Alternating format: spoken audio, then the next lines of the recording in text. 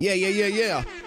Here we go. We're back in the building. Let me see how we looking up in here. Y'all know what to do. Drop a 1 in the chat if you can hear me. Drop a 1 in the chat if you could see me. We are back in the building looking all crispy and clean on the screen. And it's good to see everybody in here on this Friday's Eve. Hopefully y'all are doing well today.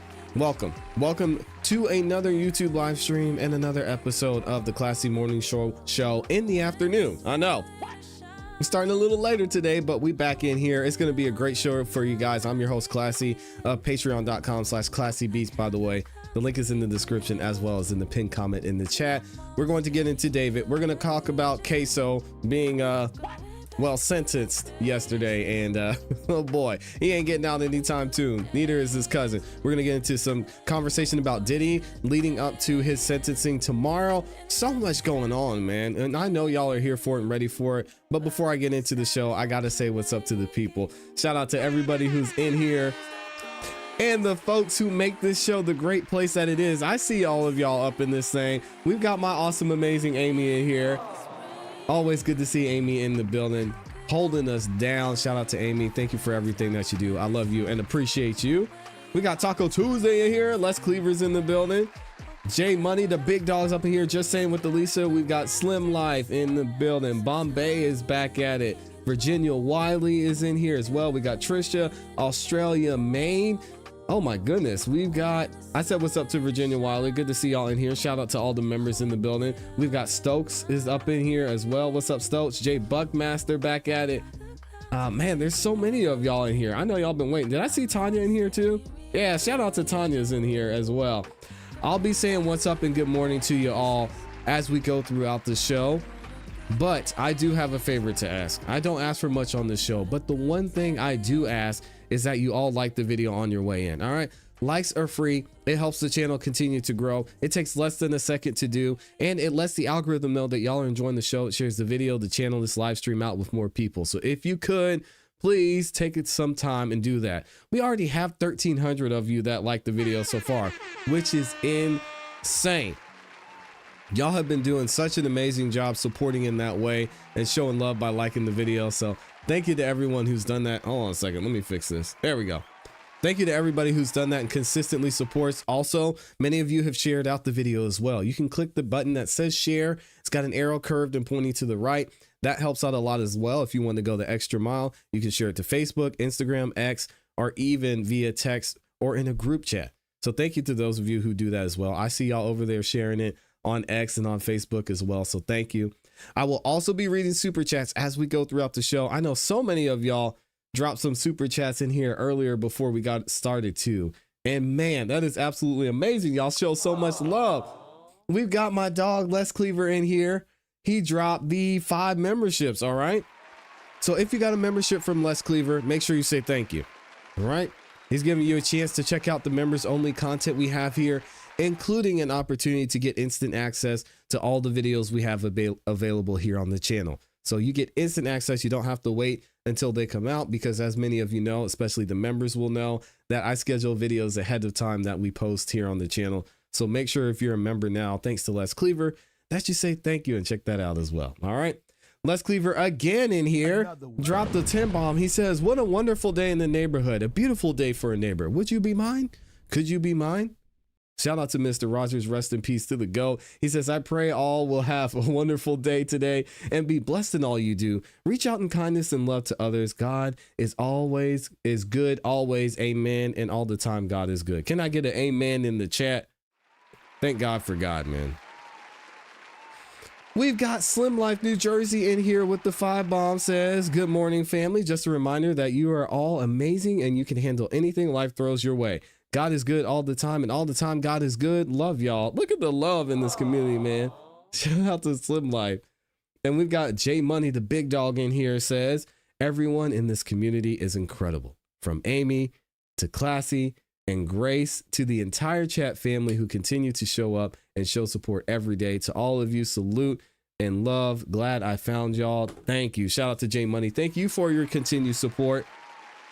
So many of y'all show up every single day up here listening to me talk, say all kinds of crazy, ridiculous stuff, but we have some great conversations. We do have an absolutely amazing community here, and this is an amazing morning show because of the work that y'all continue to put in, the support you guys give, and just for showing up and being consistent. So I thank you all for that. And I second what J Money said there. Y'all are absolutely incredible, and I appreciate it for real.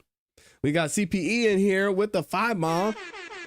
It has another great quote for us. Says, opportunities don't just happen, you create them. From Chris Grosser. I have not heard that one before, but it does ring true. And it's something I talk about, man. Just showing up consistently every day, knowing what you want to achieve, and then putting in the work, following the steps you can to do that. It seems like it's that simple. There'll be bumps along the way, but stay the course, man. It's always worth it for sure. And then we've got my awesome, amazing Amy in here with the new profile pic. Y'all see Amy in the profile? Can we get a round of applause for Amy doing it all? Up there in that red dress. I see you, Amy. She gifted 5 memberships. Again, if you got a membership from Amy, please make sure you say thank you. All right. J Money gifted memberships as well. Man, there should be at least 15 people in the chat saying thank you for the memberships. And I see some of you guys that watch on the replay too. I know a lot of you aren't able to make it to the live stream. So thank y'all to the replay game. So many of you comment in the comment section of these live streams. Thank you to the person who gifted me the membership. So I see y'all, and I know J Money, Amy, and Les Cleaver see y'all as well. All right. And yes, shout out to the beautiful Amy E. Up in there doing it big as always. All right. I know y'all are probably sick of me talking. We're going to go ahead and get into our first topic today, which is going to be an interesting one. Because as many of you know, here on this channel, we were covering what was going on with this Queso and ATK Scotty trial. Now, we saw a lot of information when it comes to what happened during the shooting. The young man who sadly lost his life, it seemed like he was getting his life together. He was looking like he was trying to find a job. He was going to unemployment, trying to put in the work to better himself. And then he was unfortunately gunned down by somebody. Well, the somebodies who were convicted of his murder are going to be Queso and his involvement and ATK Scotty. Now, there was a lot of controversy with this trial because we had several people that were straight up snitching, especially on Queso, where his own father was in there saying, ah, yeah, he did it. And I'm so ashamed as a father. Well, let's be clear. This man who's saying he's Queso's father has been referred to in many ways as a sperm donor. And there's reasons because he wasn't as involved in Queso's life, but the man himself is a career criminal and serving time as well. All right. So we got into all that, gave you guys a little bit of the background. Now we have the sentencing of Queso and his cousin ATK Scotty.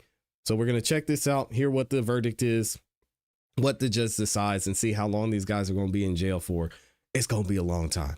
Let's hear some victim impact statements too. Any witnesses or evidence that the defense wishes to present on behalf of Mr. Whitaker? No. Any witnesses or evidence that the state wishes to present? Judge, we have one victim impact statement that applies to both cases. Okay. We'll go ahead and do that now then.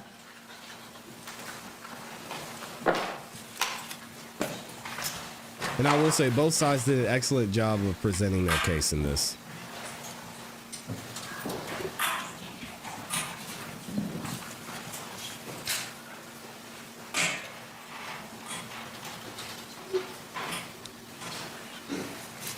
If I had to guess, this is probably the victim's mother. All right, ma'am, if you don't mind, go ahead. Are you reading it for her? Yes, ma'am. Okay. In 1996... Well, let me stop you. Can you place her name on the record? Yolanda Perkins. Okay, thank you, Ms. Perkins.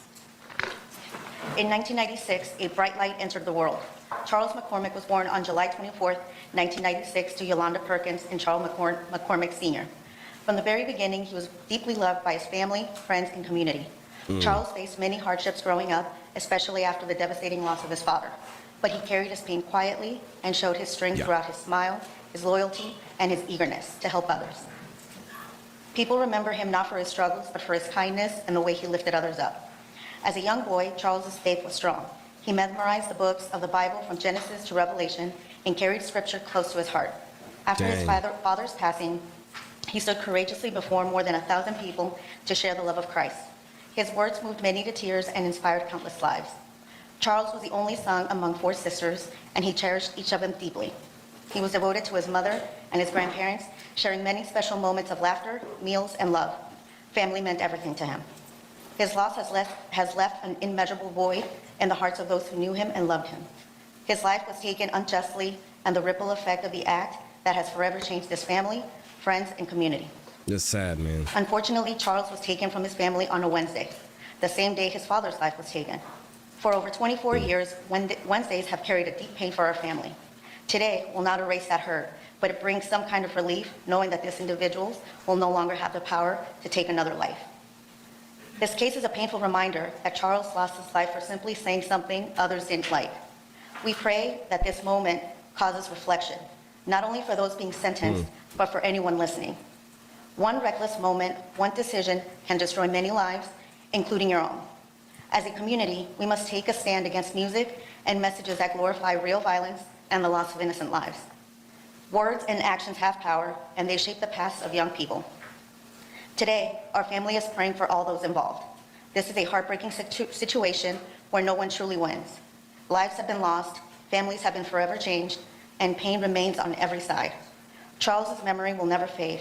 His light continues to shine throughout the lives he touched, and the love he gave, and the faith he lived by. All right, thank you very much, ma'am. Sad, sad, sad. All right, any other evidence from the state? Okay, and I'll hear if there is any argument to be made by Ms. Schlax on behalf of Mr. Whitaker. Yes, Your Honor, just very briefly, obviously, the sentence as to count one is set, but the sentence as to count two is not set, and this court obviously has a tremendous amount of discretion in terms of enunciating a sentence for that separate charge. What I would argue just briefly to the court is my client stands before you just a mere 24 years of age. This offense, obviously, he was extremely young when it occurred.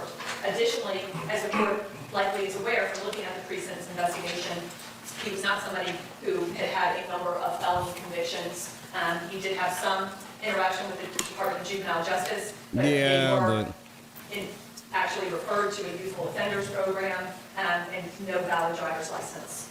We would obviously request that any sentence be run concurrent to the sentence pronounced in count one, as well as strongly consider the very bottom of his guidelines as to that particular count. All right, thank you. I'll hear from the state. Judge, with regard to Mr. Whitaker and count two specifically, the state would ask that Your Honor impose a consecutive sentence that is a completely separate crime, a separate victim. That crime was committed, as Your Honor knows, as a direct result of the flight from the murder in this case. And that individual, the victim in that particular case, was home alone. Both Mr. Whitaker and his co-defendant, Mr. Barner, broke into that home and held her there against her will for over an hour. And she was also physically grabbed and thrown to the ground. Sad, man. He held up an old lady. For her, so I would ask for a consecutive sentence in count two.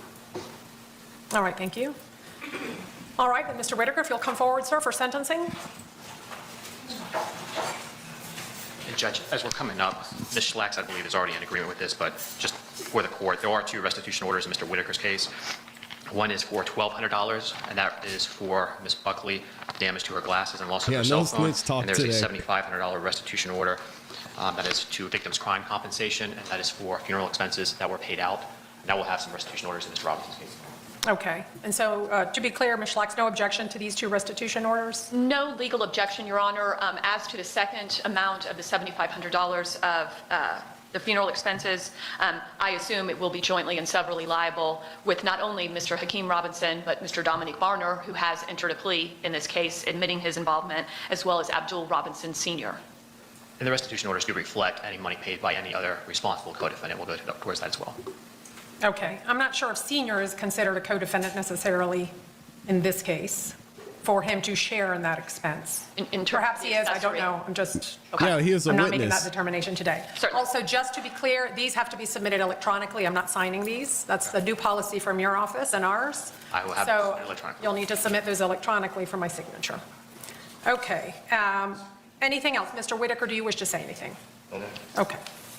All right, then, Mr. Whitaker, of course, you sat through the trial, as did I, and on July 31, this jury did find you guilty both of count one, murder in the first degree, and count two, burglary with an assault and battery. A unanimous vote by the jury. And so today I will adjudicate you guilty of each of those two counts. And on count one, the murder in the first degree, this court has no choice but to sentence you as required under the law to a mandatory term of life in prison without parole. You will get credit for 1,995 days already served. As to count 2, the burglary with assault or battery, that is a first-degree felony punishable up to life. And this court does That's find 3+ years. that what Ms. Buckley experienced and sustained merits a sentence of life in prison as to count 2. That will run concurrently with count 1 and with credit for 1,995 days already served. I will impose the mandatory felony court cost of $518, a $150 total appointed attorney's fee. A restitution order will be entered against you jointly and severally with your co-defendants as to $7,500 to the Victims' Crimes Compensation Trust Fund, $1,200 payable to Ms. Buckley. Dang, And he's that got will to pay conclude the money too. sentence. You That's do wild. maintain the right to appeal both judgments and sentences that I have imposed today. And if you cannot afford an attorney for that appeal, one can be appointed to you. But a notice of appeal must be filed within 30 days. Credit You on the understand life that? sentence as well. Okay. Is it And Your Honor, we are prepared to file that today. the That is notice of true. appeal? Yes. Okay. Do you need me to appoint counsel then? I would ask at this time. His family may elect other arrangements in the future, but I would ask for that at this time. He ain't Okay, never then I'll getting out. appoint, at this juncture, I have to start with the Office of the Public Defender for purposes of appeal. Do you understand your sentences? All right, sir, that's going to conclude your case today. Oh, what is happening? Hold on, bring him back. He's got 2 other matters that are pending on the court's docket. What do the parties want me to do with those? Judge, I'll announce a null pros code 30 on both of those. On both of them? Okay. Your other 2 cases have been dropped by the state. Thank you. So he gone. He ain't never getting out. All right. Then moving on to Mr. Hakeem Robinson. Is there any evidence that the defense wishes to present on behalf of your This client? queso. Any evidence from the state other than the victim impact that we've already heard? No, Judge, and I will similarly submit a restitution order of $7,500 for victims' crime compensation for the funeral expenses. One other matter with Dang, regards they want specifically him to to Mr. pay for the Robinson, which I funeral, did discuss too. with the defense counsel. The state is going to ask the court also impose an increased cost of prosecution in relation to his case, and I have an amount of $62,159.29, and that is the amount of money that the state paid to the experts in this case, the digital experts, which testified at trial and did a Daubert hearing, and all the analysis that they did in this case, and I have shown that to defense counsel as well. I don't believe they have an objection, but I'll let them speak to that. We would object to that, Your Honor, just given the fact that we did file the Daubert motion. We did not think that either the expert or what was testified to were admissible, and we also took issue with the great cost that was spent. All right, well, there being an objection, then we need to have a hearing on that matter then. Do we not? Judge, I mean, also understand, if I order these costs and the We got appellate some court tells me issues. I'm wrong, that those experts shouldn't have been admitted, and I was incorrect in my Daubert hearing, obviously, you would not then be, or your client would not be responsible for those costs. Those would be backed out of any cost of prosecution that have been ordered. I don't know if that would They're just trying to suffice for throw that this, in otherwise there. we'll need to have a hearing, and I'll need to hear evidence and testimony to determine whether that is a correct and accurate amount as we sit here today. Please, Your Honor, yes. Okay. All right, then I won't, at this juncture, order cost of prosecution, but we'll need to pass that for a hearing on another date. Okay. Let's get Do the you wish to sentencing make out of any the way. argument? I don't know. I'm looking at the 2 of you. I don't know which one's going to handle it. Ms. Kawas, Mr. DeCoste? Argument as to, There being no other evidence, then if there is anything you wish to argue on behalf of your client. Judge, just understanding that he is just facing the 1 count. Correct. And there is, and I have discussed with my client that the court's hands are tied, and it's a mandatory sentence that must be imposed. So at this time, before the sentence is imposed, we have no legal argument. Okay. And I always give every defendant the opportunity to speak if they wish. Mr. Robinson, is there anything you wish to say? No. Okay. Anything the chill. state wishes to say? Chill out, man. Judge. Okay. All right, Mr. Robinson, if you'll come forward for sentencing. All right, Mr. Robinson, again, on July 31 of 2025, the jury found you guilty as charged in count 1 to murder in the first degree by unanimous verdict. And at this time, this court will then adjudicate you guilty of that offense and sentence you to the only lawful sentence that this court can impose, and that is mandatory life in prison without the eligibility for parole. You will have credit for 1,666 days of time already served. I'll impose mandatory felony court costs of $518. I'll enter a restitution order payable to the Victims' Crimes Compensation Trust Fund, which will be joint and several with your co-defendant, in the amount of $7,500. Do you understand your sentence? Yes, ma'am. Now, of course, Jeez. you do maintain the right to appeal both the judgment and the sentence entered in this case, and you, if are going to do so, must do so within 30 days. If you can't afford an attorney for that appeal, one can be appointed to you. Do you understand that? Yes, ma'am. Okay. Are the parties requesting at this time appointment of counsel, or is he going to retain counsel for the appeal? Your Honor, at this time, he is going to be exercising his right to appeal, but at this time, we'd ask you to appoint counsel for appeal purposes. You will, of course, have advised him if he decides that to retain counsel, he can do so at any time. Yes, okay. All right, that will be done. So Man, got do you taken understand down your by his sentence? own family. Yes, ma'am. All right, now, Mr. Robinson also has one remaining case, 2021 CF 2332, for another count of murder in the first degree. What is the intention of the parties for that matter? Judge, I think we need an additional pretrial date for that case, and Okay. we could also address the hearing on the cost of prosecution at the same time. All right, when do y'all want to come back for both of those things? I'm available anytime, Judge. Okay, I'll look to the defense then. Your Honor, at the moment, I'm going to be in trial in Manhattan the entire month of November. Okay. Is there any time this month in October that Yes. you're available? Yes. I mean, I'm available next week or the week after. I have no trials for the next 2 weeks. And Judge have is some limited ready to get him availability the up week of out of there. October 20th. This shouldn't take but I don't know. So, Candidly, I don't know what offended prep we would have, or we were just advised of this morning by the state. okay. To have some sort of accounting of how they're coming to those amounts. Whenever it is that we receive those items and we get fair figure, we just want Do you have that itemization, Mr. Cooper? I do, Judge. All right, why don't you provide that to the defense then? that's different than this fact. Your Honor, I'm available the week of the 20th if the court wants to set it then. Lord. Okay. I just want to make sure Mr. DeCosta is as well. Right, and we can do date, time certain, since I know you all are, are you appearing in person or do you wish to appear on Zoom? It'll probably be by Zoom, Judge. Okay. That week works for me as well, Your Honor. Was that the week of the 20th, Judge? The week of the 20th? Any day other than the 20th is, Okay. Do you want to do Friday, the 24th? Does that make it easier? I can do 10 o'clock. I already have a 9 o'clock. Yes. Yes, and Your Honor, is it possible, I've explained to my client what entails. He doesn't wish to be present for that. Do we waive his appearance for that? well, his, Or did he need to be present for the restitution hearing? Well, no, it's just. For cost of prosecution hearing? Yes, Judge, I've discussed with him, he says he doesn't wish to be present, so if we could have his appearance waived for that date. Well, if that's what he wishes, then he doesn't need to be here. I don't even know, well, I guess he would not be transported to prison yet, given the pending case. right, which is But- both going to be on, Yeah, we would do the pretrial in the homicide, in the other homicide, and then the hearing for this, so he would be transported. Okay, Judge, I forgot, we're also doing the pre-trial conference for the other one. We do have the other thing. So, okay, so that remaining case then, So 21 Queso's gonna CF be back 2332 in will be court passed till soon. Friday, October 24th at 10 a.m. Okay? Thank you, Judge. All right, thank you. And that is it. These guys ain't never getting out of jail. And we got another trial coming up. A lot to still figure out with this one. Man, I can't believe this dude got snitched on by all these folks. We watched the first few days of this trial, and even looking at the photos from the time of the shooting, it didn't look like Queso was the one that actually did it. But they had enough eyewitness testimony. They had enough evidence there. They even showed a picture of the person who was alleged to be the shooter. And there's a theory that there was a paid shooter that actually did it. But all roads ended up pointing to Queso. All roads ended up pointing to ATK. And here they are. So, hey, shout out to the snitches, man. Snitches continue to win. Snitches get riches. It's the new term in the street. Let me know what y'all think about this in the comments and in the chat. Wow. Shout out to the gang that's in here, man. We got all 2,000 of y'all in the building. What are you guys doing here?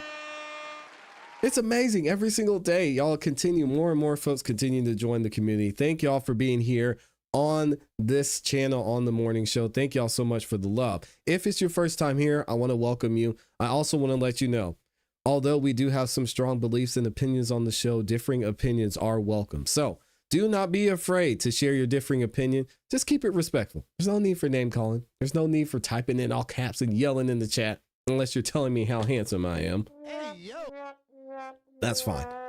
But other than that, make sure y'all just keep it respectful. We love having conversations here. And I believe personally that that's the best way to move things forward is by hearing differing opinions. So thank y'all so much. If you haven't yet, please make sure that you like the video. All right, likes are free. And if y'all like the video, that helps the channel out so much. So thank you to all 1,300 of you that have liked the video so far. I know y'all are going to have a great time here. Let's go ahead and get into it. All right. Let me see what y'all are saying in the building. Let me see. We got a lot of y'all in here. Them dreads going to need a lot of maintenance in prison. They're going to get cut off. I bet I'll cut them off. The question was always, was worth it? Everybody's vision gets bad when court goes in. That's true. That is true. And I had somebody else was asking a question in here. Let me see. That's crazy. You have to pay anything when the state has tax money. Yeah, that's something. Most people. Oh, Amy's talking about AJ Scott. We covered AJ Scott yesterday. This man was speeding, T-boned a car, rammed the car with 4 teenagers in it, killed 2 of the teenagers, and he only got 10 years to serve. Amazing. Amy said most people who get 10 will actually serve 2.5 to 5 years. He will get credit, so he will get out early, which is absolutely insane. Can you imagine your child's life only being worth 5 years in jail? I mean, I guess you can't really compare because they'll never get their child back, but hearing that is crazy. Oh, shout out to Star says, couldn't get rid of me if you tried. I appreciate you. Finally bring back snitching. Oh, man. We've also got, what are y'all saying? Please don't tell him how good he looks unless you want to answer to Amy. Yeah, that was a joke. It's a joke. Y'all relax in there. All right. Just try and keep it in your pants if you can. All right. Why it took me to read your comment, ClassE. Shout out to Amy. It was a joke. Oh man, y'all relax. All right, let's get into our next topic because I know y'all want to hear what's going on with Diddy, right? I know you guys are excited to hear me defend Diddy up here. Yesterday, everyone was getting so upset about what I had to say about Diddy. It's going to be okay. I need to change this to, we're talking about Mr. Sean Combs. Diddy's hearing, or not even a hearing, his sentencing is going to take place tomorrow. We've got a lot of news leading up to that, which I think you all will find interesting. Let me see if I can find a picture on this. So when this whole situation with Diddy went down, there was a lot of back and forth that was going on about how much time Diddy's going to have to serve, how much time he should serve, what's being considered. Cassie wrote a letter. Diddy wrote a letter. His attorney spoke to the judge. The prosecution did. And there was someone specifically we talked about in the past who Diddy had a relationship and actually testified during the trial that spoke in Diddy's defense. And that was Gina. Gina is back, guys. And this is absolutely insane. I don't know what Gina's motive is or why she feels the need to back up Diddy like this. But hey, I guess I respect it, especially seeing these BS charges that came up against him. But Gina is back defending Diddy again. And I'm going to read to you all what he said. And I'll give you a background of what she wrote in her letter to the judge once Diddy was found guilty and while the trial was going on. So TMZ reports that Diddy's sentencing. Gina blasts the prosecutors. They pressured me to become victim number 3. Gina says she never even wanted to testify in this trial. Diddy is getting even more support from the woman who's supposed to testify against him at his federal criminal trial ahead of his sentencing tomorrow on his Mann Act convictions. We'll just call her Gina. All right.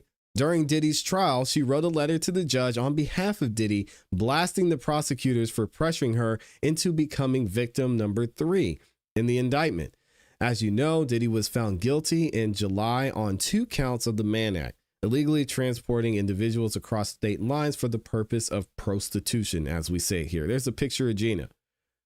In her letter, Gina says she fully cooperated with prosecutors, sitting down with them 3 times and answering all their questions. She says she turned over every stitch of evidence, notably photos, videos, and text messages, and in the end, what they were doing to Diddy was wrong. Gina says she felt pressured by prosecutors to play the role of the victim, even when she told them she was not a Diddy victim. Wow. How many people are going to come out and say, oh, she's probably just traumatized. She was groomed by Diddy. Again, if we look at things objectively and take it case by case, it could be that Gina was not a victim. Just because Diddy was kicking Cassie up and down the hallway of that hotel doesn't mean that Gina was a victim of Diddy as well. So keep that in mind and try and be a little objective. I mean, just hold on to your hate for Diddy just for a little bit. All right.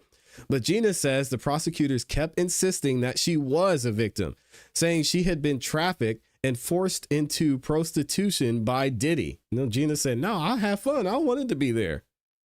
Cassie needs a little bit of that. Yet in the letter, Gina stands firm in her belief that she was never trafficked, nor did she engage in prostitution with Diddy or anyone. And Gina says she would have testified to tell her truth if she had been called to the witness stand. You may recall Gina was going to testify for the prosecution, but prosecutors told the court before the trial started they had lost touch with Gina and her attorney. Stop the cap. She later penned a letter under her real name asking the judge to release Diddy on bail. Diddy's sentencing is scheduled for tomorrow. You guys know we're going to cover it here. So let's do a little bit of a rewind here in a second and see what happened with Gina and what she was talking about. All right. Sean Diddy Combs' ex, who dropped out of his case, writes a letter to the judge pushing for his release. Here we go. New this morning, a victim of Sean Diddy Combs is asking a judge to release the music mogul from prison. Virginia Hewen sent a letter to the judge saying she believes Combs has been nonviolent for many years. She also believes doing so will help his children. She was supposed to be a key witness, but was not called to testify. Combs remains behind bars as he awaits sentencing on October 3rd. All right. So what did Gina say? An ex-girlfriend of Sean Diddy Combs, who was supposed to testify against him in his criminal case, but mysteriously dropped out days before the trial began, has written a letter to the judge pushing for Combs' release on bail. She was fighting for this man. And we're hearing differing opinions on this as well. Some say she dropped out. Prosecution says they couldn't get in touch with her. I'm calling cap on the whole thing. Gina was a part of the prosecution's case against Diddy, initially anonymously referred to as Victim 3. But before the trial began, prosecutors alerted the court while Victim 3 was under subpoena to testify. They lost touch with her and her attorney, and she may not show up. Now, in their latest attempt to get Combs released on bail ahead of the sentencing, Combs' defense had included a letter from Victim 3, who for the first time has been identified herself by her name. In the letter, Gina wrote to the judge that she does not believe Combs is a danger to the community, and he is a committed family man who has not been violent in many years. Do y'all believe that? A lot of you do not. Gina's letter was included as an exhibit in the defense's latest filing, their reply to the prosecution's opposition to releasing Combs on bail, which we now know Diddy was not released on bail. All right. Combs was convicted by a jury this last month of 2 charges of transportation to engage in prostitution, but acquitted on the more serious charges, which would have put him behind bars for decades or even for life.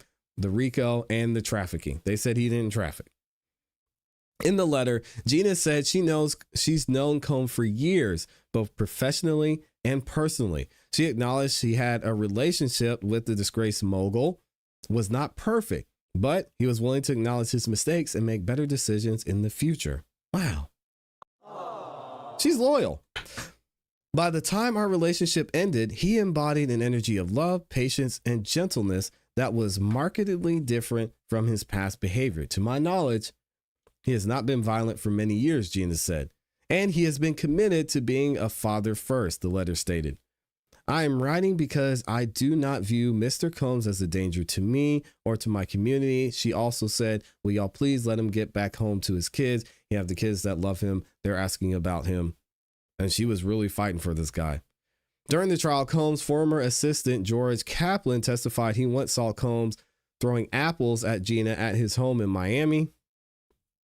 Cassie Ventura, the case's star witness and another girlfriend of Combs, testified that Combs was unfaithful to her by dating Gina through their 11-year relationship. Oh my, they're bitter. CNN has reached out to Gina and to the U.S. District Court for the Southern District of New York for comment. And Gina's just kind of chilling. All right. And then obviously, as we just heard before, Gina was saying, I want y'all to let this man go. I want to see if I could find the full letter here, because Gina goes into great detail about her bond. Check out this article. Gina says, I'm writing you because I do not view Mr. Combs as a danger to the community. She said to the judge, this is his first criminal case. Throughout the investigation and proceedings, he has been cooperative, respectful, and compliant. He has substantial ties to his family and his community, including his children, as I mentioned, who depend on him for emotional and financial support.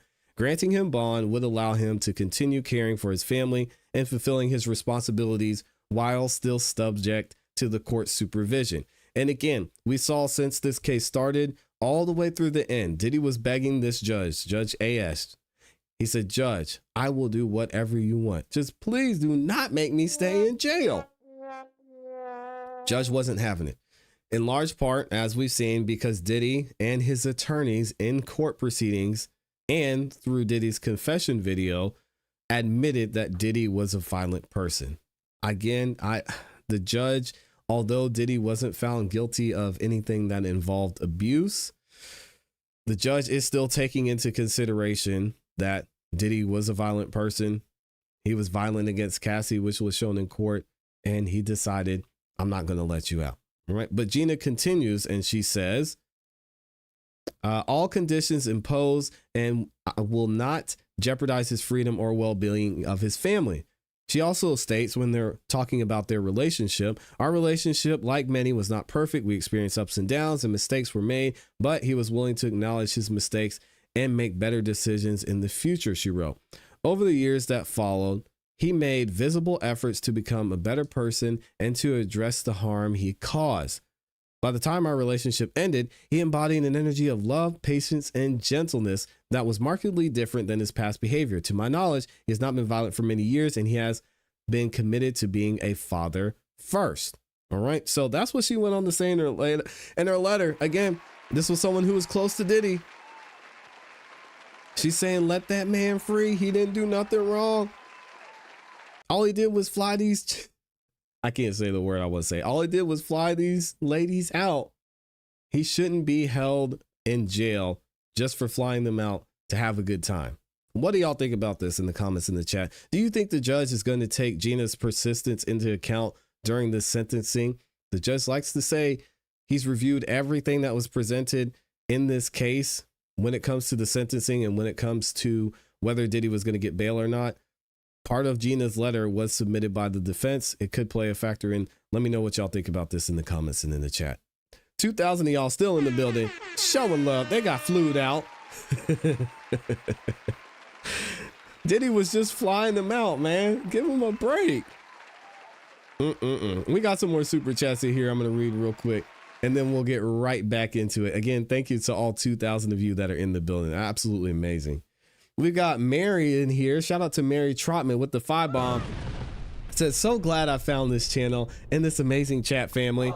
Thank you for being a part of the community, Mary. And I appreciate the super chat as well. Yeah. Hey, y'all get comfortable, man. Listen, we have some great back and forths and everyone who's here doesn't agree with everything I say and vice versa, but we have a good time.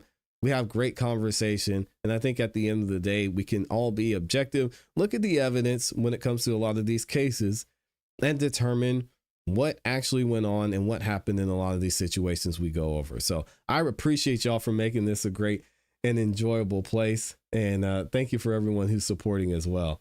Good morning to, is it Mackerel? Mackerel Johnson's in the building. Good to see you.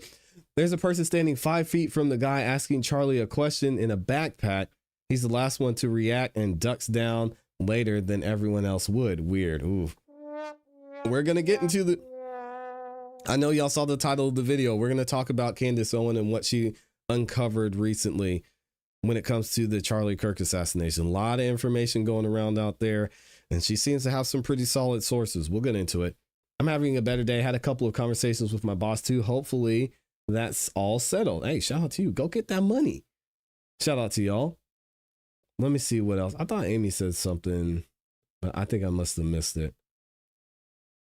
Let me see. Okay, I think we're good and we should be able to get into the next topic. Tucky Dexter said, I will try ClassE, but I still don't like Diddy. Let me be clear. Let me be very clear. If I never meet Diddy or in the same room with Diddy or in the same state with Diddy in my entire life, I will be just fine. Diddy, again, I think everybody can grow. I think everybody can learn from their mistakes. And I would like to believe what Gina said, that Diddy is making steps and have made steps to move forward and grow from the mistakes that he made. I still don't want to be around this dude. And Amy will tell you this, just knowing what I know and the experience I've had in the music industry and that type of industry, I'm good over here, man. Y'all just best of luck to you, Diddy. Hopefully you get out. Hopefully you don't have to serve a ridiculous amount of jail time, but no, I'm good. I'm good on Sean Diddy Combs. I mean, I don't know. If he got out and he said he wanted to do an interview here, do y'all think I should do an interview? What do y'all think? If I get an email from Mark Agnifilo or Tenny or one of them over there, and Diddy says, hey, Diddy wants to come on the platform and do an interview. What do y'all think about that?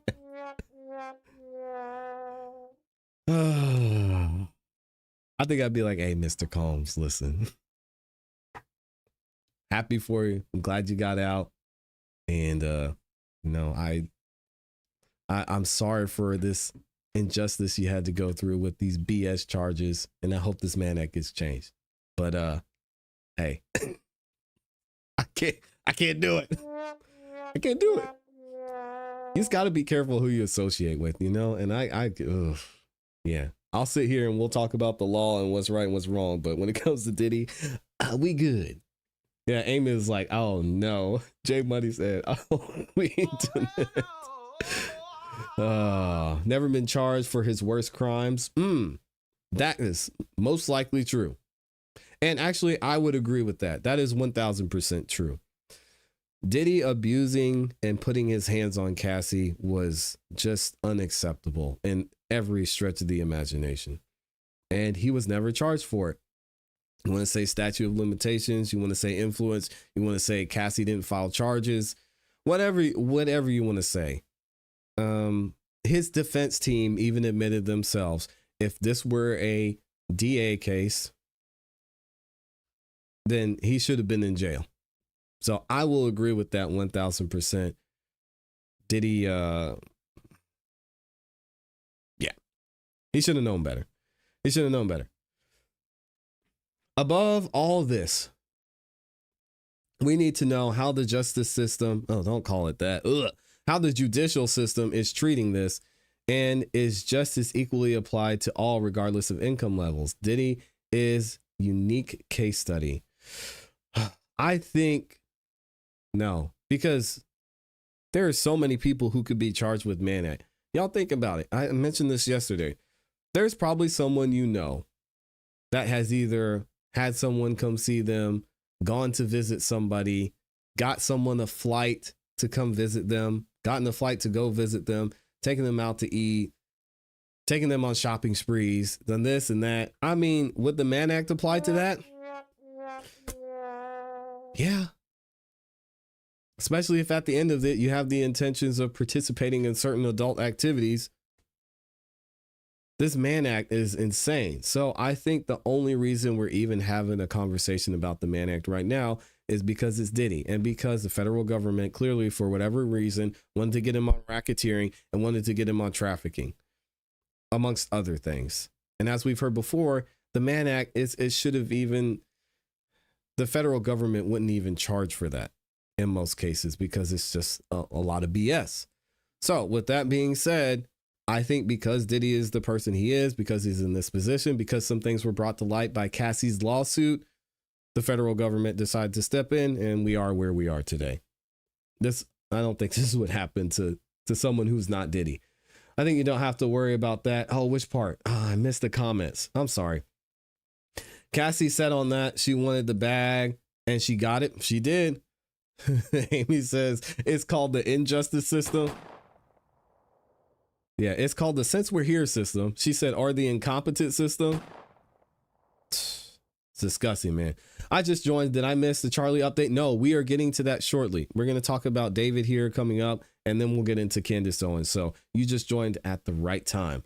That means every entertainer should be charged with the Mann Act. Oh, hey, we don't want to have that conversation. Like I said, every entertainer, rappers, comedians, NFL football players, NBA players. Y'all go ahead and walk in that locker room and give NBA players some truth serum and ask them how many times they've flown out a chick. Yeah, go ahead.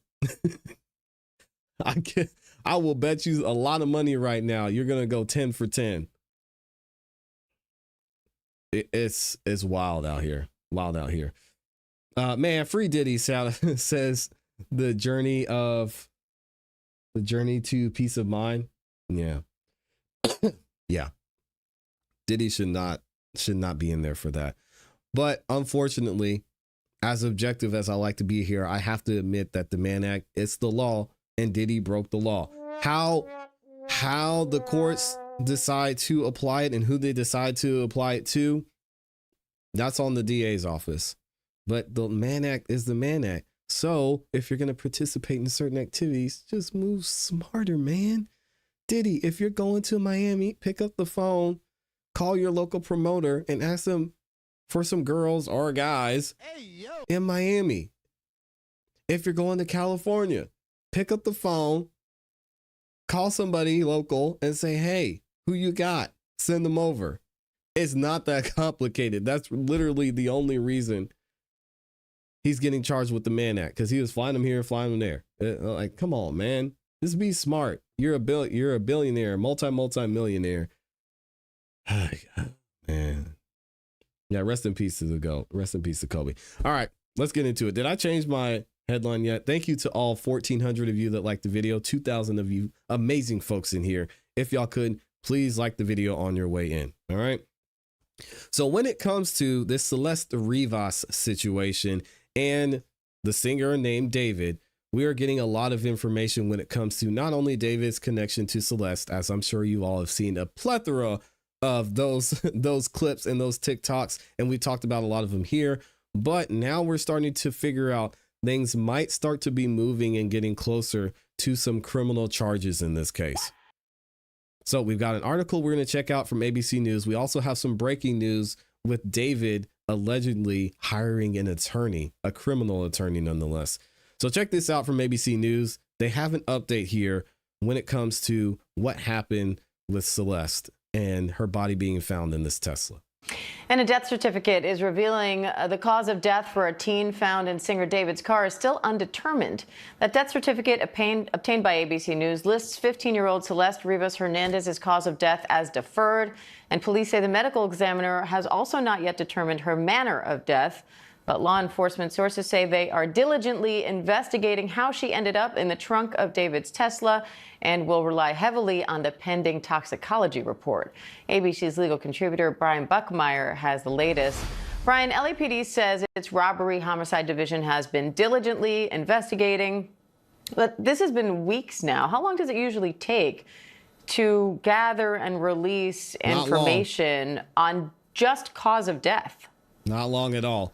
Well, I will say, Diane, that even though the shout out to Brian robbery homicide unit is investigating this case, it is still being investigated as a death investigation and not a homicide one. To answer your question more directly, though, it could be anything. It could be from a matter of days to a matter of years. It all depends on the information that is provided, as well as how long that body has been there when law enforcement found it. We do know from reports that the body was there for weeks, and so this could take time. The body was released to the family, so it seems there's not much more to do in terms of investigation, but to wait for that toxicology report, as you pointed out.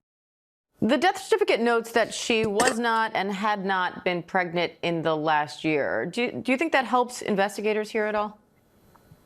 I think that helps in the sense of trying to provide a motivation as to the murders. Of course, that's not what proves a murder. Motive is often not an element that's needed when it comes to proving the case ultimately if this does go to trial. But it does help the investigation in terms of moving forward. If she was pregnant, for example, in the past year, or if there's able to find that she was pregnant more recent to her death, that could have provided with a potential suspect based on who might have gotten her pregnant. So that helps them rule that out, at least in terms of search for motive. And Brian, people online are now pointing out a similarity between where Celeste was found and David's One More Dance music video. And in the video, it depicts him dragging and stuffing a body into the trunk of a car. He also performed with a casket on stage during his recent tour. Yes, this really happened. And if you go back and listen to some of his lyrics, Amy's been covering this on her X account as well. Things get spooky when it comes to David. And that abruptly ended after this news broke. Could these creative choices end up involved in the police investigation or a potential trial if it ever comes to that? Yeah.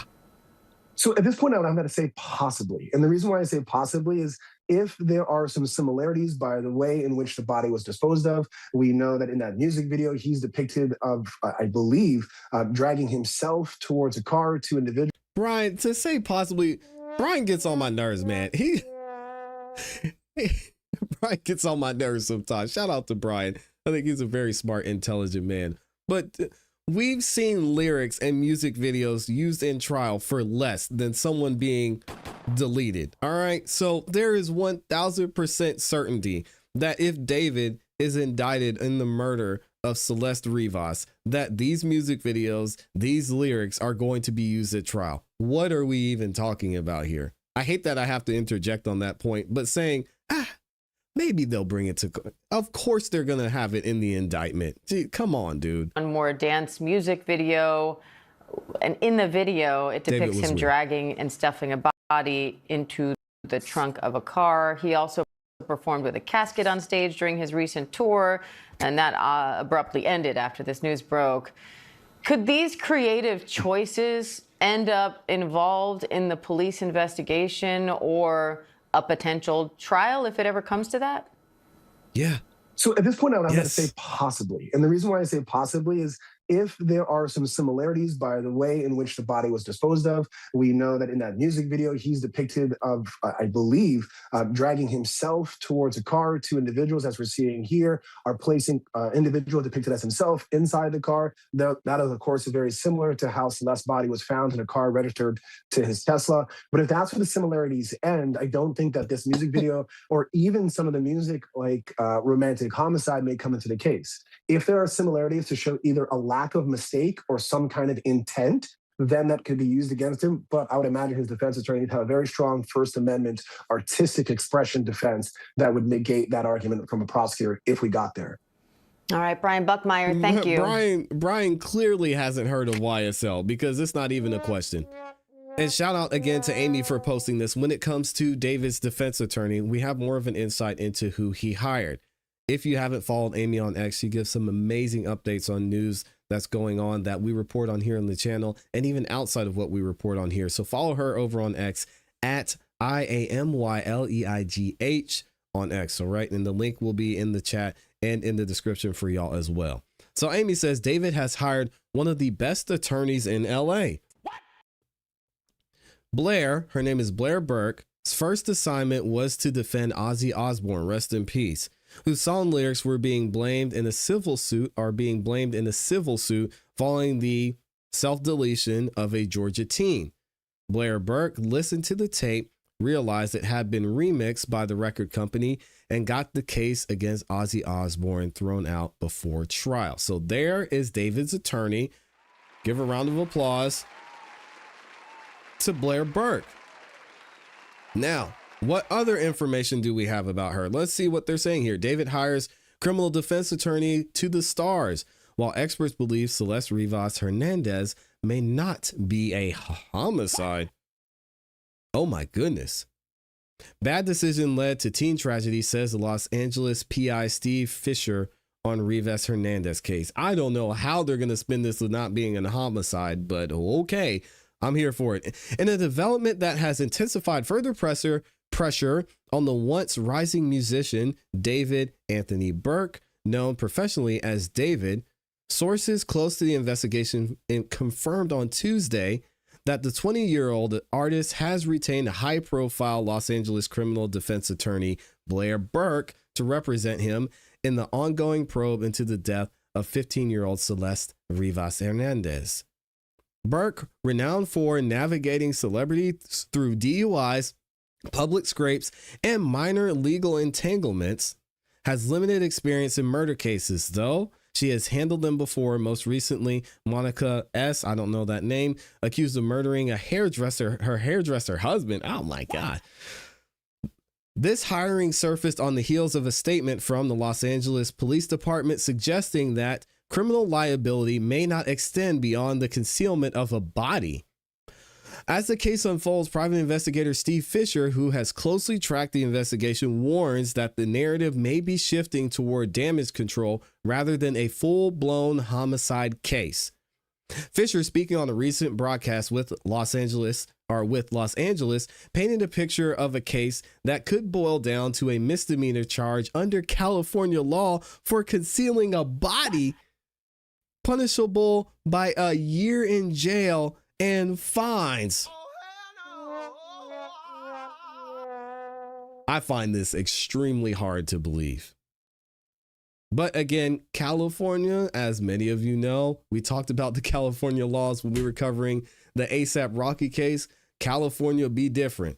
So, wow, this is insane. Let me read this again. Fisher, speaking on a recent broadcast with Los Angeles, painted a picture of a case that could boil down to a misdemeanor charge under California law for concealing a body, punishable by up to a year in jail and fines.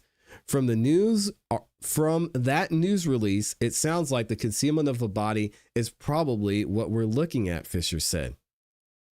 He speculated that authorities might frame the incident as an overdose or OD gone awry, where somebody made a bad decision and she ended up in a Tesla.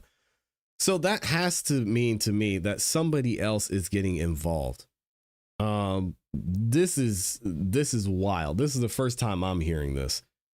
With no apparent homicide charges on the horizon, which is one of the reasons why David may not be in custody right now, David's role in Fisher's view extends beyond a police station or a courtroom. It's also about managing a PR nightmare to salvage his career. As we know and have reported on, David's canceled a lot of his shows, especially and most recently the one coming up on the 19th was canceled, and he's pausing his album release as well, which Withered, I think is what it was called. It says, it's going to be a tough thing to do at this time, Fisher added. Nothing the viral backlash that David has experienced due to his lyrics, possible connections to minors, and creepy merchandise on his website. However, the stakes could escalate if evidence surfaces of a relationship between him and Celeste. David has remained silent since the grim discovery of Rivas's body on September 8th, the day after her 15th birthday, in the front truck of his Tesla abandoned in the Hollywood Hills. Fisher also revealed information from a close source indicating that Rivas was spotted at parties alongside David and her own siblings as recently as this past summer. The revelation raises more questions about her status during the periods when she was listed as missing, as well as the recent September 2024 footage that TMZ obtained of Rivas at home with her family. This is weird, man.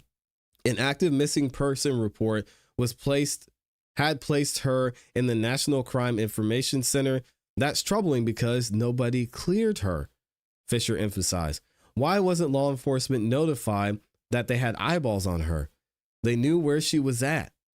That's not the way that it's supposed to happen. Her family was in touch with her and had an idea where she was at, and that's the real problem. Again, the missing person claims were filed. The family, as exposed by TMZ, knew where Celeste was after they filed the missing person. She allegedly came back home. She's seen arguing with neighbors on a Ring camera. So she was in the area. Her family knew where she was and knew she was found. Why would they not notify authorities? This whole situation is getting very strange. Now, we have an update from Amy. Again, make sure y'all go follow her on X because she gives some more information and background into what's going on with this Tesla and what possibly could be happening with Celeste and David. And this is a real picture of Celeste and David, by the way. The mysterious Tesla key card, Amy says. Remember, in one of her recent posts, we learned that many had access to the Tesla. Just please note, the person that found this lives close to where David lived. Reports on social media indicate that a Tesla keycard was found near a Hollywood Hills home where musician David had been staying. The discovery is connected to the death of Celeste Rivas, whose body was found in a Tesla registered to singer David. The details of the key details on the keycard with no pun intended. All right, there was a Reddit user posted about finding a Tesla keycard in the gutter near David's former residence on September 26. Allegedly, the person who found the keycard reportedly handled it with their bare hands before turning it into the LAPD, potentially contaminating any forensic evidence. The LAPD has not officially commented on the discovery of the potential relevance to the investigation. Context of the investigation: the discovery occurred weeks after Celeste Rivas' decomposed body was found in the trunk of the car on September 8th. The keycard's location has led to speculation among online observers about why police did not find it during earlier searches. Some have suggested the key could have been lost by someone who last drove the car. Wow. Also, keep this in mind. When it comes to the car situation, Teslas, as many of you may know, are very high tech and have a lot of information in them. One of the some information they may have on the Tesla is who was driving the car at the time, who was in the vehicle, who was around the vehicle at the time, and they should, in a lot of cases, be able to narrow this down. Will we have to wait until the trial to see what happens? Possibly. And one of the questions that I've had throughout this entire thing that I want to read an article about is, why in the world has David not been arrested or brought in for questioning that we know? We know about him hiring this attorney, Blair Burke, now, but I think this Yahoo News article gives more insight into maybe why things are seemingly slowing down and David's just running around, I don't know, waiting, looking at his clock to see if there's going to be an indictment or not. Who is David and why hasn't he been charged? Check this out. All right, let's go all the way down here to why David has been charged, because this is what I want to know. Why David hasn't been arrested? The answer comes down to the legal process and forensic evidence. Investigators need probable cause to arrest David, but right now they don't have it. With that being said, if you're completely innocent and someone is found chopped up and not alive in your vehicle, wouldn't you want this same type of process? Because think about it. Crazier things have happened, right, guys? We've seen some insane things on this channel. It's possible that this could happen. Is it likely? I don't think it's likely that you're innocent and this happens.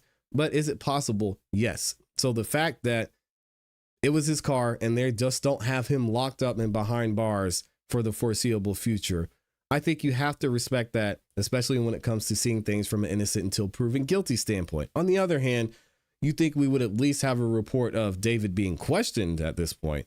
I mean, this is wild. But anyway, authorities have ruled the manner of death as a homicide, which we know, yet the cause of death remains undetermined. Consequently, the LA County Medical Examiner deferred the cause of death, requiring additional testing and studies to make that determination. Without knowing exactly how Celeste died, prosecutors cannot file charges against David. Was it strangulation, blunt force trauma, poisoning, overdose, another cause? The answer remains unclear. And it seems like it would be difficult, especially if her body was dismembered, right? LAPD Captain Williams explained the situation clearly. It remains unclear whether criminal culpability exists beyond the concealment of her body. Circumstantial accusations exist. Her body was discovered in Burke's car. Circumstantial. However, circumstantial evidence is not enough to build a criminal case. We're not talking about a criminal case. We're talking about a simple indictment. again, we know the phrase, you can indict a ham sandwich. The fact that it's his car, he had a relationship with her, she was missing, he was probably one of the last people to see her. What are we doing? Even if it's a setup, I mean, we need to be asking a lot of questions here. But again, the law is the law. Investigators need forensic evidence directly linking someone to her death, which causes me to believe they may not have found anything. For this reason, police have cautioned against rushing forward. I agree. Naming a suspect without sufficient evidence could compromise the entire investigation. Again, I respect it. If you're new to this channel, one thing I will say is we believe innocent until proven guilty, period. If it needs to go to trial, you got to go to trial. All right. We could see certain things.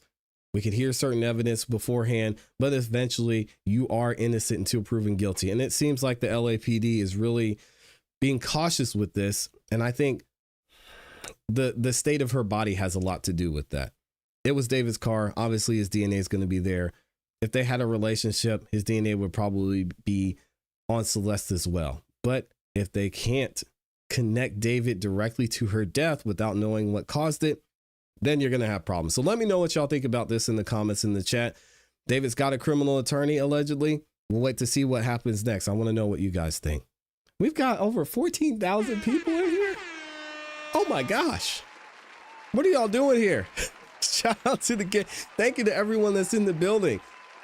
I appreciate all 13,000 of y'all who I know you're here because you want to hear what Candace Owens is talking about. So, hey, shout out to Candace Owens because she is going crazy. We're going to get into that next. So don't y'all worry because she's got some interesting information. But if you're new to the channel, first of all, welcome. I'm glad you're here. If you could, please make sure on your way in, you let me know that you're here. You say hi, say what's up in the chat.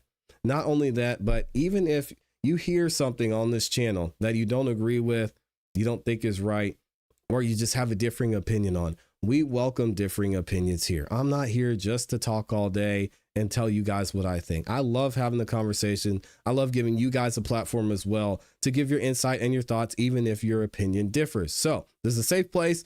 Just make sure that you please be respectful. Don't need a name call. You can go back and forth and have conversations respectfully. Just chill out. All right. And then the last thing I will do is I vehemently beg for likes on this channel and unashamedly do so. So if you could, please like the video on your way in. Likes are free, helps the channel continue to grow, lets the algorithm know that y'all are enjoying the show, and it shares this video, the channel, and this live stream with more people. And I know y'all are going to have a good time. Just go ahead and like it. All right, go ahead and hit that like button. Dang. All right, here we go. We've got my awesome, amazing Amy in here with the 5-bomb. What does she say? She says, ClassE, I'm proud of you. Shout out to Amy. I'm proud of you too. Hit the like button, all 13K of y'all. You heard it. It came. Amy said it, not me. All right. So Amy said it. Y'all have to like the video now. And shout out to the awesome, amazing Amy, the beautiful Amy E in here, showing love and support. Thank you for the support. And this show would not be possible without all Amy E puts into the channel as well. So Amy, I love you. I appreciate you. Thank you. Thank you. You're a big part of this and you know that, but I got to say it. All right. Amazing that y'all are in here. All right. Thank you everyone who's liking the video. Let me see what y'all have to say about David. There's video clips of a streamer, Destiny.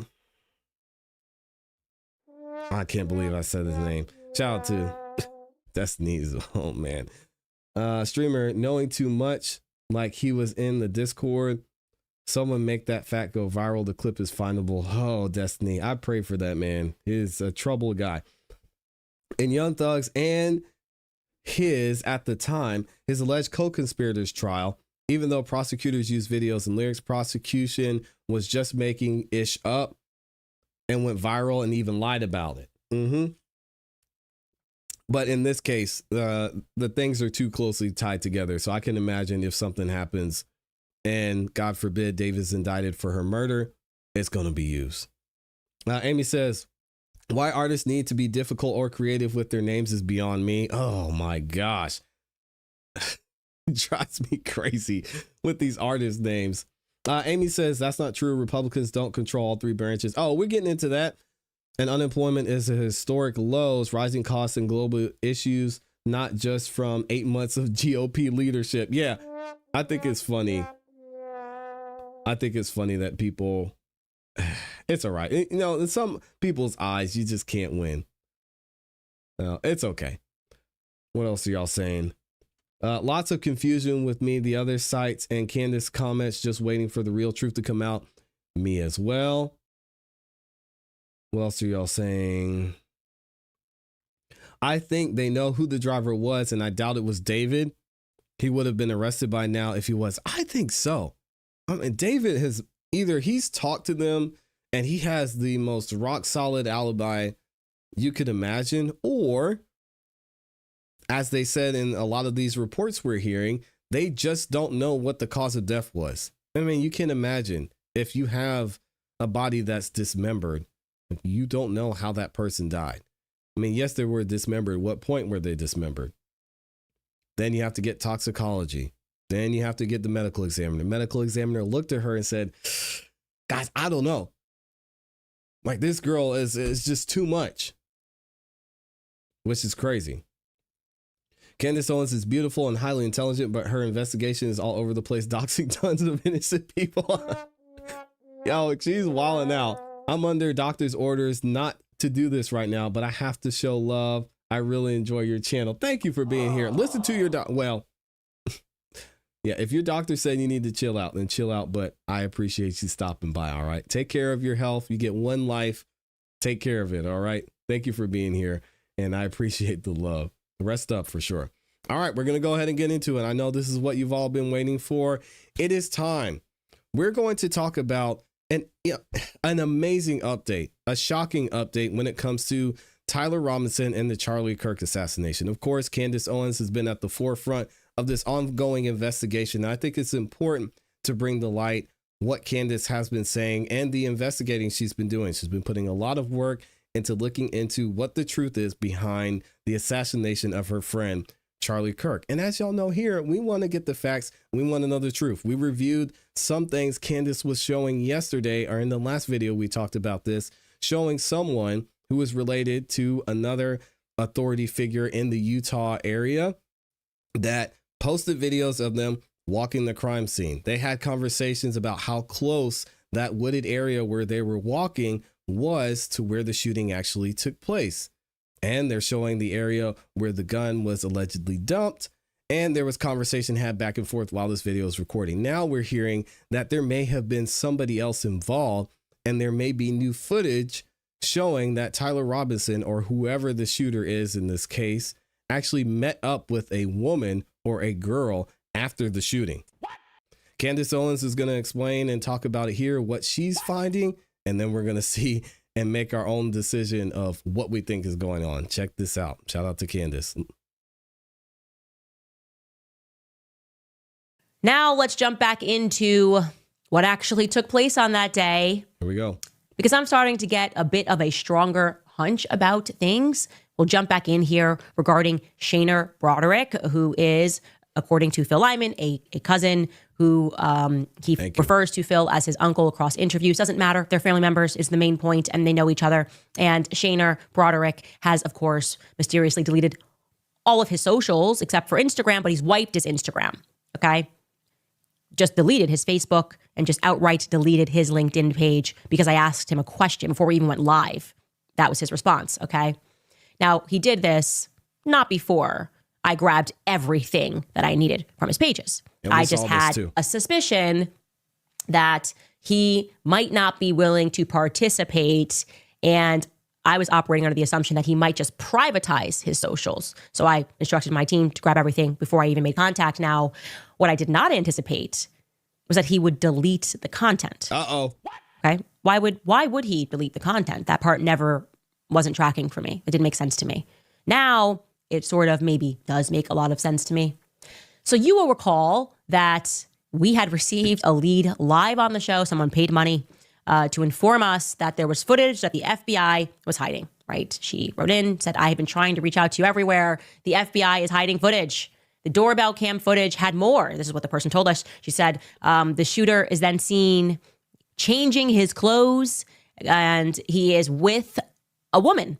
She told me. And then she gives me. Now, I want to be clear. This Ring camera footage that they're showing right here from what I understand, and I think this may be an issue on Candace's production side, this is the alleged video from when Tyler was walking to the school.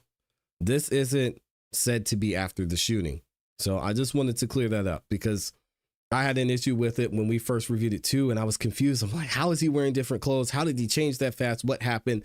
This video is allegedly taking place from in the morning when it's being said that Tyler allegedly went to the school. So just to clear that up. This is what the person told us. She said the shooter is then seen changing his clothes and he is with a woman.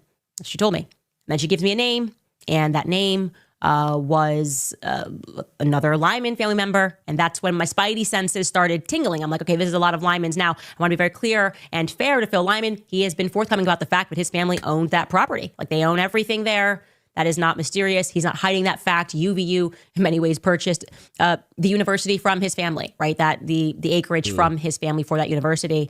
But I did feel that if that is the case, obviously, then Phil Lyman would, in theory, be able to access that footage, right? Be able to speak to his family members.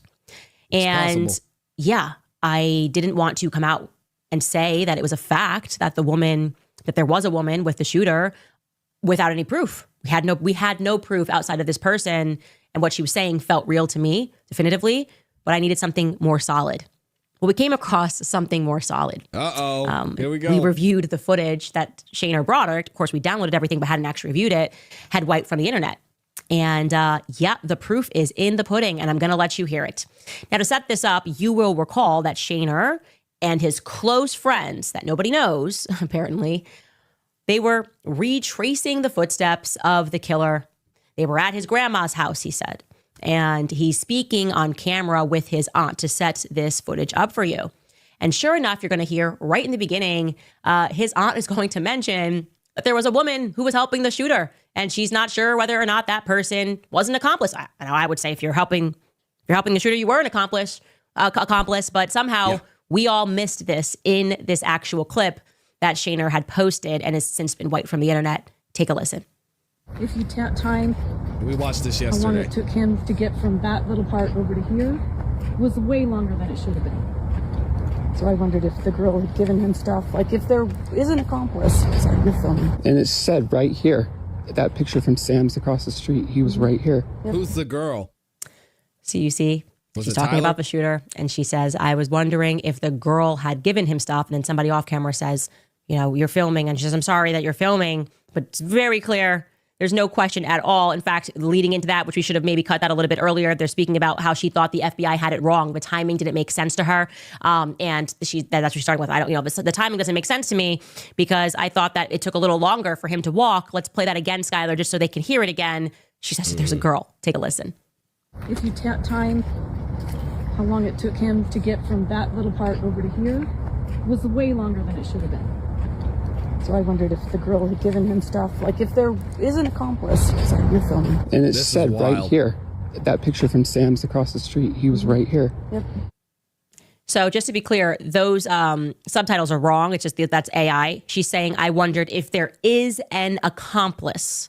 Okay. I wondered if there is an accomplice, which we should edit that, Chris, when we re-release that. And then somebody says something, and she's like, sorry, I didn't realize you were filming. Okay. So we have the woman who was my source who said that the FBI cut the footage and she was certain of it. And now we have actually the woman who handed over her footage to the FBI saying, I wondered if that woman was an accomplice. Now, when it comes to someone seeing a woman or catching a woman on camera, we need to know and we need to find out what's going on with Lance, the roommate. Because it's alleged that Tyler and Lance were in a relationship. Where was Lance at the time that this took place? Where was Lance when everything went down? Because this is going to change everything if Lance was somehow involved. I'm not implicating Lance in this, but there was speculation when this first came out that Lance could have been involved, especially now that Lance was allegedly transitioning from male to female. And then some of the things that were written on the bullets, the conversations with Tyler. And it seems like Lance was pretty much cooperating with police, according to Governor Cox. But what does that mean? Why would the cooperation be there? And with the distance being so far away, I don't know. I can't imagine that Lance would be involved, but it seems strange that Tyler would be meeting with someone, and allegedly a woman, and it not be Lance. So I don't know. It's a lot of confusion here. And if this is something that actually happened, we need to see the footage. We need to see the video, because it's all just speculation at this point. Ladies and gentlemen, what the heck is going on? Who was the woman that was with the alleged shooter? Why wouldn't the FBI immediately release that? Now, again, you should recall that the very next morning, on September the 11th, TMZ already had the doorbell cam footage, okay? So that means that the FBI already had the footage, right? They would have seen that there was a woman with the shooter, and yet they chose during this manhunt, during this 33-hour manhunt, not to inform the public that they were also looking for a woman who this lady believes, she wondered whether or not she would have been an accomplice, if that was his accomplice. What happened to this lady? Who is the girl, the woman that was in this footage, guys? Lance? I don't know. What are your ideas here? Why would the FBI not tell us something so evidently crucial to this story that we have? They might not tell us because it's an ongoing investigation. So evidently crucial to this story that we have a woman that's involved. What does she look like? How old is she? I obviously did the sensible thing, right? I reached out to Phil Lyman because it's his family, and I asked him whether or not he would be willing to track down this footage for me. And he's not happy with me. He's angry. I mean, he said really not nice things to me. He started asking me if I had something to do with the shooting. Okay. Wow. And I basically just stayed focused and said, Phil, okay, we showed your footage. He's very upset about cousin versus nephew thing. I said, it's all irrelevant. If you're saying you actually want to help us catch the killer, right? If that's really where your heart was, if that's really why you injected yourself so much into this story, why wouldn't you, knowing how deeply I care about this, walk over while you're in the neighborhood popping by, walk over to your aunt, grandma, cousins, I don't care whose house, and say, hey, you said there was an accomplice, that there was a woman, okay, that might have been an accomplice. Do you mind letting me see the raw footage so that I can hand it over to Candace? In fact, how about just giving me any of the footage that your family rushed to give to TMZ? Why did they rush to give it to TMZ? It's a great question. By the way, you definitely said you were at your cousin's house and that you hadn't seen the footage. You were watching it live with Kayleigh McEnany on Fox News. That's what you said during that segment, right? This is the first time I'm seeing this footage. So apparently your cousin, close enough to go to their house, but your cousin decides to give the footage to TMZ before you can even see it. Okay, maybe the feds gave it. That's another assumption. That's the only two options. Either your cousin gave it to TMZ or the feds gave a portion of it to TMZ, which begs the question, why were we not told about the woman? Who was the woman? Allegedly. And again, there's a lot of information that still needs to come out. And I'm really hoping not only that this stays a state case, but that it stays and actually goes to trial. Because if not, all this is just going to go away. I can't imagine that the DA's office would give Tyler a plea in this case. It doesn't make sense. And if what they're saying is true, then they should have everything they need to point to Tyler. If they have the gun, if they have him walking there, if they have him changing, if they have the text messages. If not, the DA's office giving Tyler a plea in this case would just seem strange. Unless they want to paint it and they want to go under the guise of a fair trial and the district attorney's offices and the court's resources. I guess I could see that. But this is something that people are going to want to see the evidence on. I think we deserve to see the evidence on in a trial setting. Now, moving forward through this, Candace also goes on to talk about the medical examiner's report and what was going on with the coroner, because that's another weird situation as well. Now, I've done some research on my own and I found out more information. There were some phone calls that were allegedly leaked about Erica and her not wanting to do an autopsy and how the autopsy took place. And we may get into that in another video. But it seems like there's a lot of strange activity going on behind Charlie Kirk getting to the hospital, then his funeral taking place, and there being an autopsy, not being an autopsy. So I want to find and play this from Candace Owens talking about the autopsy. This is very interesting. Oh, and I gotta unmute this. Sorry, guys. Certainly, it was kind of everybody's first day on the job, right? 9/10 was everybody's first day on the job, meaning that there were a lot of these recent and brand new hires in Utah that would all kind of come across and have to deal with this case. Kash Patel, I told you, cleaned house at the state borough. He then installs a person that has a long tenure in DC, Robert Bowles. His first case is Charlie Kirk's assassination. Why would he want to uproot and move his family to Utah after having roots in Virginia for so long? I don't know, but that's the circumstance. Also, I told you there was a new CEO and therefore a new lead surgeon, Andrew Zenger, over at the hospital, the regional hospital that Charlie was taken to, although that was not the nearest hospital from the university. And it also ranked extremely low in terms of the most best equipped hospital, if you will, to deal with the sort of trauma that Charlie is suffering from, a neck wound, obviously. So it's very strange. I think it would be interesting to learn whether or not that new CEO and surgeon worked on Charlie. That's something that I would like to find out. If you know that information, please send it to us at tips@CandaceOwens.com. Send it over. Okay. That's not it, though. There were also some other new people, and I forgot to mention the judge that is in the case, that is overseeing the case against Tyler Robinson. I like the judge. Is Judge Tony F. Graff Jr. He's good. He was recently appointed to the 4th District Court in May of 2025 by Governor Spencer Cox. I was also informed that the coroner in this case was also brand spanking new. That name has not yet been released. I am told that person is new. Okay. Yikes. So again, a lot of information that needs to come out. Everything seemed to move very fast, especially with there seeming to be no autopsy done. And then again, that's alleged. That's all rumors. We haven't seen anything certain on that. So what is going on here and what evidence are we going to be able to see when it comes to Charlie Kirk's cause of death, when it comes to what happened when he actually got to the hospital? Because again, we're hearing so many stories and we're hearing things from Erica, we're hearing things from Candace, and now some of the evidence is starting to come out as far as what Tyler was doing leading up to that, during that, after that.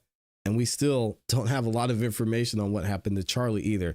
Let me know what y'all think about this in the comments in the chat. I will leave a link to this full video from Candace Owens in the description for y'all, so you can go and support her and check that out as well. All right, shout out to everybody that's in here. 16,000 people in the building. Wow. That is amazing. Again, if y'all are here for the first time, first of all, welcome to the show. Welcome to the community. It's so great to see so many new faces in the building. This is a great platform where you can have a conversation. Guys, obviously, we keep things objective here. We believe innocent until proven guilty. But if you have a differing opinion about something that you hear on the channel, something I say, something someone says in the chat, feel free to express that opinion. This is a place to where we like to have conversations, and I don't want to be in an echo chamber. I think part of moving the conversation forward is having conversations with differing views. So thank you to all 17,000 of y'all that are in the building. Absolutely amazing. One of the biggest live streams we've done ever on this channel. So I hope y'all stick around. If you haven't yet, subscribe, hit the notification bell so you don't miss any time that we go live or drop a new video. Also, one thing I always beg for and ask is that you all like the video. Likes are free. It takes less than a second and it super helps us out as well. All right. So thank you to everyone who has done this. So Candace mentions in the state of Utah, it's mandatory. You're talking about an autopsy, but here in New Jersey, if the unaliving is obvious, they don't do an autopsy unless requested. And even then you have to pay for it. That is true. But if there's a criminal investigation, that's when you have a problem, because during trial, if someone is taken out, one of the benefits of having an autopsy is during trial, you can say, okay, jury, here you go. So here's what happened. Yes, Charlie Kirk was shot in the neck. this was the caliber of gun that was used. This is what happened here. This is what I'm seeing from my medical examination of what the cause of death was. And then you have certain things you can use. You can recover the bullet that may or may not still be in Charlie Kirk. You can show actual science and actual evidence of what happened and what caused this man to die. And that's going to be important moving forward into a criminal trial. So even regardless of all of that, what the state says, what's mandatory, what's not mandatory, if you're going to prosecute somebody in this case, you would want to have that information just to purely present to the jury to pad your case, to say, hey, we've got a medical examiner that says the cause of death was this. So if there was any doubt, I want you to know from a medical professional that this man was shot in the neck. This was the caliber of bullet, and this is why he died. All right. So that's regardless of what needs to be done from a legal standpoint. It just makes sense that the FBI or someone would say, hey, find out what happened. Right. New listener, good show. Thank you for that. I appreciate that. Hey, I'm not perfect, but hey, we show up and we have a good time. Do you think Utah lawmakers care if social media has the investigatory? Oh, I've never heard that word. Is that a real word? Investigatory information here in Utah. It's very fair to those charged. No, I don't think there's anything they can do to control that, to be honest. And I mean, with this being in Utah, it's not like if Tyler goes to trial for this, he's going to have a chance either way. That makes so much sense, ClassE. Yeah, thank you for explaining that to you. Of course, yeah, I appreciate y'all listening. A lie can travel halfway around the world before the truth can lace up its boots. Ooh, that is is that a quote? That's fire. She has not proven one bit of evidence to anything. It's a lot of speculation and a lot of, what's the word she uses? A lot of sources. We need to see some video. Candace, I think she has the resources to be able to go and knock on somebody's door and say, hey, Candace Owens, I heard you had a ring video footage. Can I see it? It seems like it would be pretty simple. And I know how these ring footage and ring cameras work. The footage should still be there and still be available, unless the FBI or local law enforcement has told her not to show that.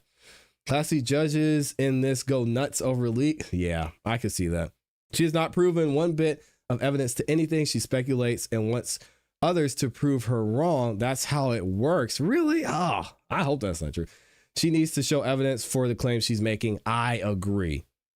Shout out to Rebecca is in here. Just became a new member. Thank you for joining, Rebecca. Make sure you check out the members only content and you get instant access to all the videos we drop here on the channel. So I appreciate you as well. That's a dope quote. I like that.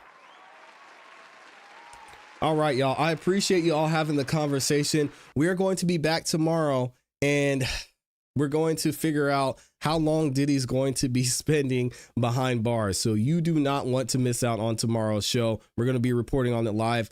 The hearing starts, or the sentencing starts at 10. Obviously, it's federal court, so it won't be televised, but we'll have some live tweets up and be keeping track of what's going on as we go through the show. All right. Thank you to everybody who liked the video. Thank you to all 17,000 of you that are in here, which is wild to say, but hey, shout out to y'all. I appreciate the love. Thank you to everyone who went the extra mile and dropped the super chat. Les Cleaver, Slim Life, Big Dog J Money, CPE in here. Mary was also showing some love. Rebecca became a new member. And then, of course, my awesome, amazing Amy. I hope y'all have a great rest of your day. I'll be dropping some clips as we go later on throughout the show. And I'll see y'all back here tomorrow. As always, you know what to do. Keep growing, keep pushing, keep it classy. We gone. Peace. Shout out to the new timers.